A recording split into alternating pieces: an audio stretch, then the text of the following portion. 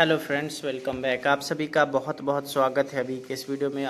Video में हम लोग बात कर रहे हैं बिहार के 6 लाख शिक्षकों की। तो 6 लाख शिक्षकों के सेवा निरंतरता और ऐच्छिक ट्रांसफ़र पर जो है यहाँ पे बात चल रही है और ये यूँ मान करके चलिए कि अब इस पर जो है मुहर लगा हुआ समझिए यही सारा चीज़ होने वाला है, जिसमें यहाँ पर शिक्षकों की अगर बात करिएगा तो जो सक्षमता पास शिक्षक है उनकी पोस्टिंग पहले होगी और उनकी पोस्टिंग की अगर बात करिएगा तो उनकी पोस्टिंग अब जो है यहाँ पर जैसी खबरें निकल करके आ रही है उसमें यहाँ पे स्पष्ट रूप से बताया जा रहा है कि जो शिक्षकों की जो पोस्टिंग होगी सक्षमता पास की, उसमें से शिक्षकों के चॉइस के आधार पर उनका पोस्टिंग होगा। उनसे पहले पूछा जाएगा कि आप पुराने विद्यालय में बने रहना चाहते हैं तो बने रह सकते हैं, और जिनको ऐच्छिक पोस्टिंग चाहिए वो अपने हिसाब से अपने इच्छा के अनुरूप जो है यहाँ पे आवेदन दे सकते हैं। तो उनको जो है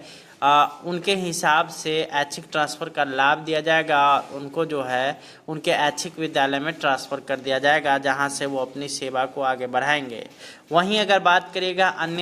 अगर बात करते हैं शिक्षकों की पेंशन की, तो बीपीएससी शिक्षक और विशिष्ट शिक्षक और साथ ही साथ जो नियमित शिक्षक हैं उन सभी के पेंशन पर जो है यहाँ पे अब बात बनती हुई दिखाई दे रही है। जिसमें यहाँ पे अगर बात करेगा तो बिहार सरकार भी बहुत ही जल्द यूपीएस का जो है यहाँ पे घोषणा करने वाली है और हो सकता है तो अगले कैबिनेट के बैठक मीटिंग में ही इसको पास कर दिया जाएगा, ताकि जो है बिहार के जितने भी सरकारी कर्मचारी हैं जिनको राज्यकर्मी कहा जाता है उन सभी को यह सुविधा मिलना शुरू हो जाए। तो राज्यकर्मी की जब बात होती है तो बिहार में 3 तरह के जो शिक्षक हैं वो राज्यकर्मी के दायरे के अंतर्गत आते हैं, जिसमें यहाँ पर आप लोग को पता ही है कि जो पहले से नियमित शिक्षक है वो, उसके बाद जो बीपीएससी से बहाल शिक्षक है वो, और अब जो है यहाँ पे जो विशिष्ट शिक्षक बनने वाले हैं वो भी जो है यहाँ पे राज्यकर्मी कहलाएंगे और अपनी सेवा को आगे बढ़ाएंगे। अब वहीं अगर बात करिएगा तो यूपीएस तो अब उनका कंफर्म हो गया है, जो कि एनपीएस से कहीं बेहतर है। वहीं अगर बात करिएगा अन्य चीज़ों की, तो यहाँ पे कई सारे नेता ऐसे हैं जो कि यहाँ पर जितने भी कर्मचारी हैं उन सभी के पक्ष में आ गए हैं और उनके ओपीएस के मुद्दे को लेकर के उठाना शुरू कर दिया गया है उनके द्वारा। जिसके बाद यहाँ पे अगर बात करेगा तो कुछ उम्मीद की किरणें जगी है, जिसमें अभी अगर बात करेगा तो बिहार के पूर्णिया से सांसद जो हैं पप्पू यादव जी, उनके द्वारा यहाँ पे इसका खुले तौर पर समर्थन किया गया है। तो चलिए चलते हम लोग अगले स्लाइड पर और आप लोग को डिटेल्स में सारे चीज़ बताते हैं। तो ये यहाँ पर आप लोग देख सकते हैं पप्पू यादव का जो भाषण था उसमें उनके द्वारा यह स्पष्ट किया गया है और साथ ही साथ उनको जो है लिख करके जो है यहाँ पे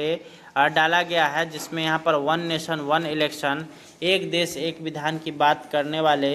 एक देश 3 पेंशन स्कीम ले आए। देश को ना चाहिए यूपीएस ना एनपीएस, बल्कि सिर्फ एक मांग है, दे दो सारे कर्मचारी को ओपीएस और एक देश का एक पेंशन योजना। इसको जो है पप्पू यादव जी का जो है यहाँ पे समर्थन प्राप्त हो चुका है और उनके द्वारा स्पष्ट कर दिया जा चुका है कि वो जो है यहाँ पे कर्मचारियों के साथ हैं और कर्मचारियों को 1 नेशन 1 पेंशन स्कीम के अंतर्गत लाने हेतु सरकार से लड़ाई भी लड़ेंगे और सरकार से जो है उनकी बात सरकार को जो है उनकी बात माननी पड़ेगी। ये यहाँ पे इनके द्वारा कहा गया है और इस अगर बात करेगा स्कीम की तो उनके द्वारा जो है यहाँ पर इसकी लड़ाई शुरू कर दी जा चुकी है। अगर एनपीएस की बात करिएगा और यूपीएस की, तो इसमें एनपीएस से बेहतर यूपीएस है, लेकिन सबसे अच्छा यहाँ पे है वो है आप लोग का ओपीएस, जिसमें जितने भी भारत के जितने भी नेतागण हैं और साथ ही साथ जो पहले से बहाल काफ़ी पहले एनपीएस से पहले जो बहाल टीचर हो गए या कर्मचारी हो गए उन सभी को ओपीएस ही मिलता था, जिसमें उनको काफ़ी अधिक जो है लाभ देखने को मिलता था। तो अब जो है यहाँ पे पप्पू यादव जी यहाँ पे शिक्षकों और साथ ही साथ कर्मचारियों के साथ आ चुके हैं। तो अब देखना होगा कि इस पर भारत सरकार क्या निर्णय लेती है। धन्यवाद।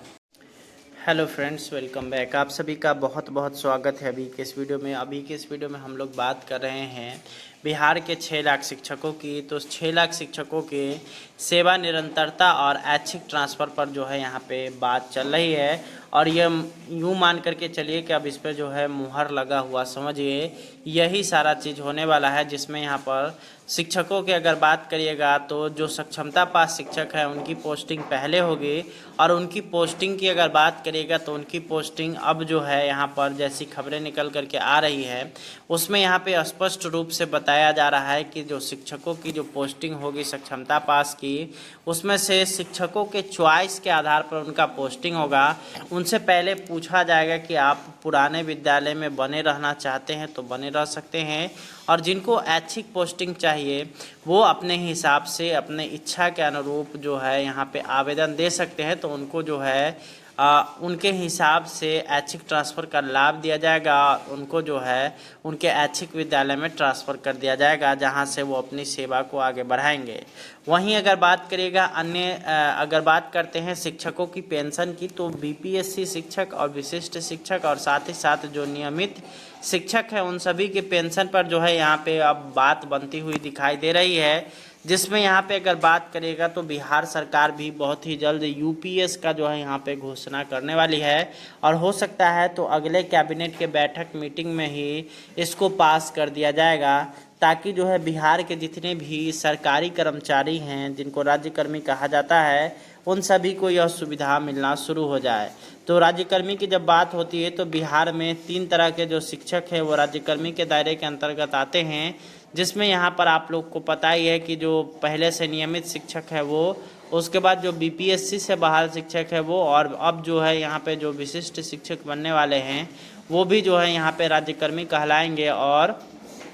अपनी सेवा को आगे बढ़ाएंगे। अब वहीं अगर बात करिएगा तो यूपीएस तो अब उनका कंफर्म हो गया है, जो कि एनपीएस से कहीं बेहतर है। वहीं अगर बात करिएगा अन्य चीज़ों की, तो यहाँ पे कई सारे नेता ऐसे हैं जो कि यहाँ पर जितने भी कर्मचारी हैं उन सभी के पक्ष में आ गए हैं और उनके ओपीएस के मुद्दे को लेकर के उठाना शुरू कर दिया गया है उनके द्वारा। जिसके बाद यहाँ पे अगर बात करेगा तो कुछ उम्मीद की किरणें जगी है, जिसमें अभी अगर बात करेगा तो बिहार के पूर्णिया से सांसद जो हैं पप्पू यादव जी, उनके द्वारा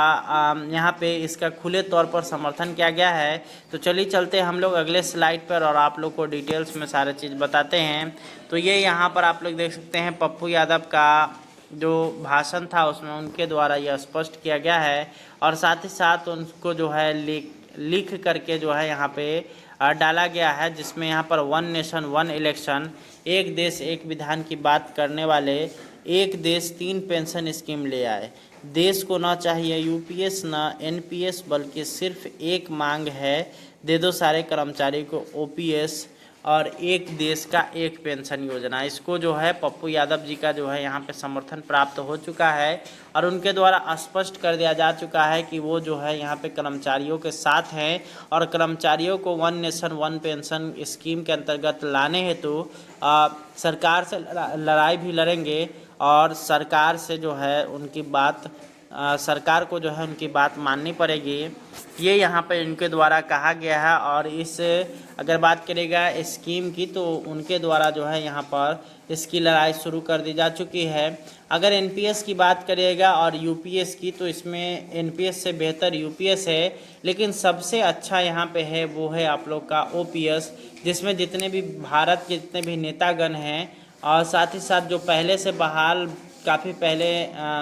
एनपीएस से पहले जो बहाल टीचर हो गए या कर्मचारी हो गए उन सभी को ओपीएस ही मिलता था, जिसमें उनको काफ़ी अधिक जो है लाभ देखने को मिलता था। तो अब जो है यहाँ पे पप्पू यादव जी यहाँ पे शिक्षकों और साथ ही साथ कर्मचारियों के साथ आ चुके हैं। तो अब देखना होगा कि इस पर भारत सरकार क्या निर्णय लेती है। धन्यवाद।